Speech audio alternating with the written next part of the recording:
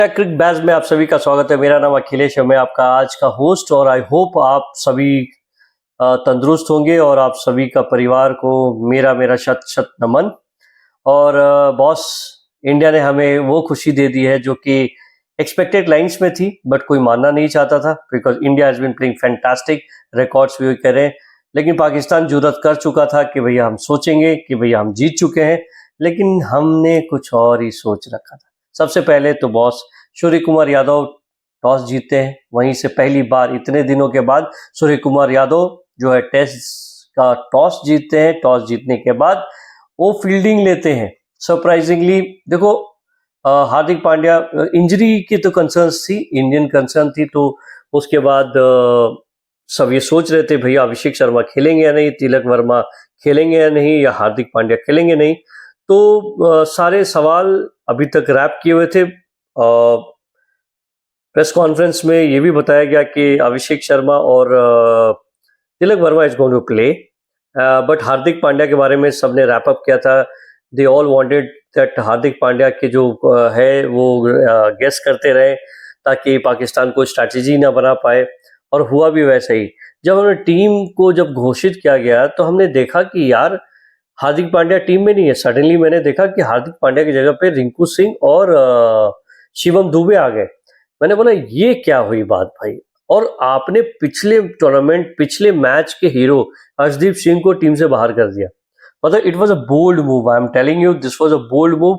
शायद this management is very strong, they doesn't believe in what people is going to say, but that was a great move. मतलब बुमराह को आप बिठा नहीं सकते। If he is fit and he willing to play, you can not ask him to sit outside, so who else can come. Okay, तो अर्शदीप को बिठा दिया गया, उनकी जगह पे रिंकू सिंह, और हार्दिक पांड्या के जगह पे एक फोर्स चेंज शिवम दुबे आ गए।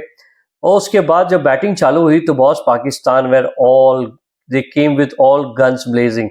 मजा आ गया बॉस, पहली बार एक इंटेंट दिखा के रन बनाना था। मतलब एक वक्त तो ऐसा लग रहा था कि 10 के स्ट्राइक रेट से बॉलिंग बैटिंग चल रही थी, और साहबजादा फरहान और फखर जमान वे प्लेइंग सो वेल।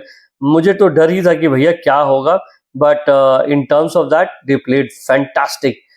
बट और फर्स्ट जो पावर प्ले था उनके हिसाब से चला, 60-70 रन के आसपास था। उसके बाद 10 ओवर तक देवर ऑलमोस्ट लाइक 95-100 के आसपास थे। लेकिन जब सेकेंड फेज आया, जब पाकिस्तान 11th ओवर के बाद गया, कुलदीप यादव, अक्षर पटेल और उसके बाद वरुण चक्रवर्ती ने शुरू किया अपना वेव को घूमना। शिवम दुबे की जब ओपनिंग बॉलिंग दी कि हार्दिक पांड्या ओपन करते थे, इस बार बुमराह से ओपनिंग नहीं कराई, इस बार शिवम दुबे से। सब यही सोच रहे थे कि भैया क्या होगा क्या होगा। शिवम दुबे आज तक बॉलिंग नहीं की। कभी किसी ने यदि सपोज डोमेस्टिक सर्किट को देखा होगा तो वो जानते कि शिवम दुबे बॉलिंग करते हैं, बट शिवम दुबे ने ओपनिंग और अच्छा खासा बॉलिंग किया। There was no way there was any hiccup. Fakhar Zaman और साहबजादा फरहान एकदम दबा के खेल रहे थे। एक वक्त तो ऐसा लग रहा था कि बॉस ये पूरी टीम जो है 180-200 बना लेगी। और एक बार फाइनल्स के अंदर जिस तरह का प्रेशर था, इज्जत गंवाने वाली बात थी। यदि पाकिस्तान यदि जीत जाता तो हमें वो जीने नहीं देता, क्योंकि वो है अनपढ़, उनको क्रिकेटिंग सेंस नहीं। बस उनको ये मालूम है हमें जीतना है, पाकिस्तान को इंडिया से जीतना है। तो ये वो ऑलरेडी अनाउंस कर दे। बाकरी को आप जानते हो ना, वहाँ का जो बड़बोला जिसको नॉलेज नहीं है, वो कह रहा है कि यार एक बार जीत दे, अल्लाह अल्लाह एक बार जिता दो तो भैया हम जिंदगी भर दौड़ाए। वही हुआ ना, चैंपियंस ट्रॉफी एक बार हमसे जीत गए, अभी तक वही चला। अरे हमने चैंपियंस ट्रॉफी जीत ली, चैंपियंस ट्रॉफी ले ली। और हमने कितनी बार उनके गांड में घुसाई है वो अभी तक याद नहीं है उनको। हमने कितनी बार उनको दबाया है, उनके कितने रफेल पिछवाड़े में डाल दिया है, अभी तक मालूम नहीं। तो उसके बाद शाहिम अयूब खेलते नहीं, शाहिम अयूब वही फिर गलती करते हैं, और उनका जो विकेट था कुलदीप यादव आते हैं और अपना पूरा कबाब बनाते हैं, इनका एक एक करके इनका रश्मि कबाब बना के छोड़ देते हैं।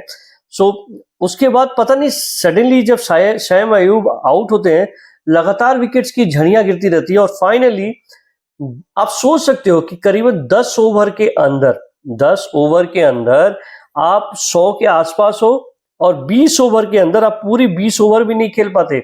19.1 बॉल आप खेलते हो, और 146 रन बनाते हो और and you are out of the game. और उसमें बुमराह भी एक बॉल हारिस राव को बोल्ड करते, उसके बाद कहते कर देते हैं। बहुत इंटरेस्टिंग, कुछ कुछ मोमेंट्स तो इतने अच्छे थे कि आप समझ, वो कैच जो संजू सैमसन ने दौड़कर अपने ग्लव्स में लिया, इट वाज फैंटास्टिक। तो भैया 146, it was never a tough chase for India, but yes it became a chase, क्योंकि भैया देखो पाकिस्तानी क्रिकेटर थोड़े बहुत तो टैलेंटेड है ना, पूरा टैलेंट नहीं है। और अभी तक अभिषेक शर्मा हमें हर मैच से उबारता गया, इतना पेस के खेलता था, सब 190 प्लस के स्ट्राइक रेट से खेल के वो आता था और एक तरफा कर देता मैच। लेकिन इस बार जो है अभिषेक शर्मा बहुत जल्दी आउट हो जाते शुरुआत में। उसके बाद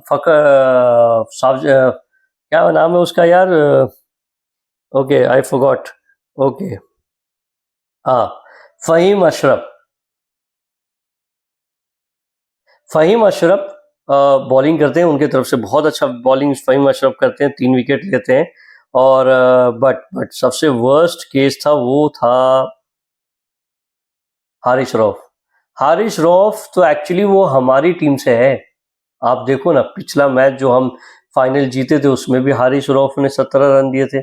इस बार भी उन्होंने रन खोल के दे दिए और कहा कि आओ मेरी मार लो, और इंडिया ने वैसा ही किया, आओ मेरी मार लो, कहा चलो कोई बात नहीं हम तुम्हारी मार लेते हैं।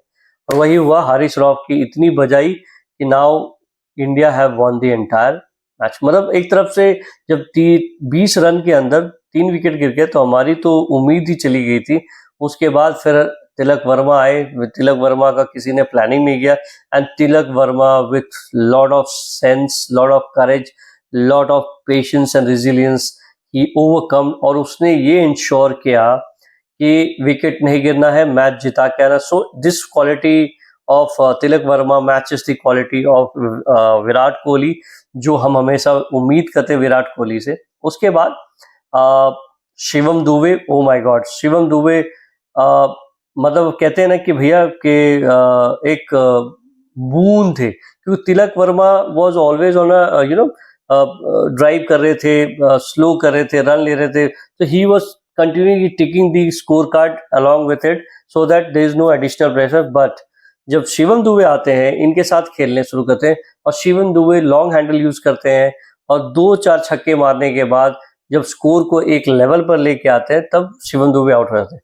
देखो यार, पूरे टूर्नामेंट के अंदर एक प्लेयर था जिसने एक बॉल तक नहीं, सिर्फ बैटिंग करता, प्रैक्टिस करता था, लेकिन एक भी बॉल खेली ना डाली, और लास्ट में उस बंदे को आकर एक बॉल खेलना था। सोचो, गॉड्स प्लान है, God's plan.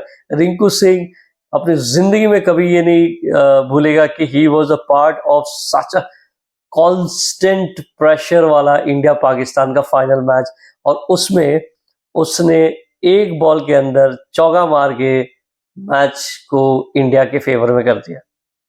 That was the story of the entire Asia Cup, and I'm telling you guys, in this Indian team is going to give you a lot of patience, lot of resilience, and lot of reasons to smile over and over again. So till अभी मैं आपसे कहता हूँ दोस्त, मिलते हैं शेर मैदान में पाकिस्तानियों के लेने की।